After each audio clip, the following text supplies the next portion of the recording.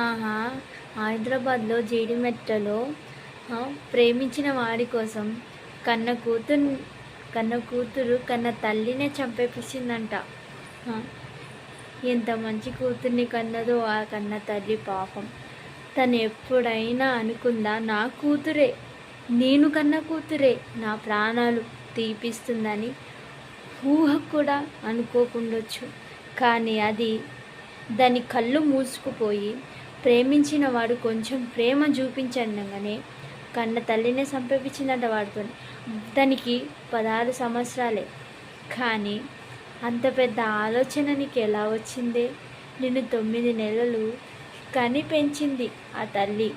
నువ్వు కడుపులో ఉన్న నుంచి నువ్వు భూమిపైన అడుగు పెట్టే ప్రతి క్షణం వరకు తను నరకం అనుభవిస్తుంది. తను నేను ఇంత పెద్దగా ఎలా చేసిందే? కొట్టింది, తిట్టింది అంటే కన్నందుకు నీకు కొట్టే హక్కు లేదా తనకి?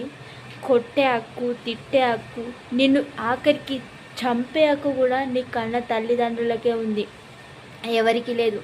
నీ ప్రాణం నువ్వు తీసుకోవడానికి కూడా హక్కు లేదు. అలాంటిది నువ్వు కన్న తల్లి ప్రాణం ఎందుకు తీసేపిచ్చినవే? నీ కన్న తల్లి కంటే నువ్వు ప్రేమించిన వాడే గొప్పోడా? నీకు అంత ప్రేమ చూపించిందా? మరి నేను కని పెంచింది కదా, నీ తల్లి ప్రేమ నీకు కనపడలేదా? ఒక్క సంవత్సరంలో నీకు అంత ప్రేమ దొరికిందా నీకు?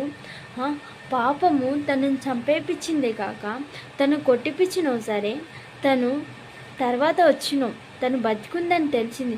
బతుకున్నప్పుడన్నా నీ మనసులో కొంచెమైనా అయ్యో అనిపించలేదానే నీకు? తను ఊపిరితో కొట్టుమిట్టాడుతుంటే, కొన ఊపిరితో బాధపడుతూ ఉంటే నీకు చీమంతా కూడా బాధ అనిపించలేదానే నీకు? పాపం మా కన్న తల్లి నిన్ను చూసి ఎంత బాధపడుంటుందో, ఎంత నరకం అనుభవించిందో కదని.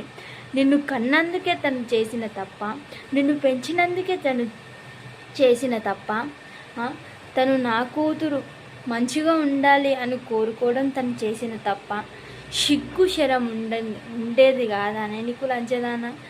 ఏం మనిషివే నువ్వు? ఉన్న ఆడపిల్లల పరువు మొత్తం గంగలో కలిపేసినావు కదని. కొంచెం ప్రేమ చూపించిన వాడి కోసము మీ అమ్మ ప్రాణాలు తీసేసినావు కదా. నువ్వు అంతో తిరిగి వచ్చినా సరే నీ అమ్మ నీకు ఇంట్లో స్నానం ఇచ్చింది, నా కూతురే అని తన కడుపులో దాచిపెట్టుకుంది. ఆ మాత్రమన్నా నీకు జాలి అనిపించలేదా అనే నీకు? పాపం అనిపించలేదా అనే నీకు? తను చనిపోలేదని తెలిసినా సరే మళ్ళీ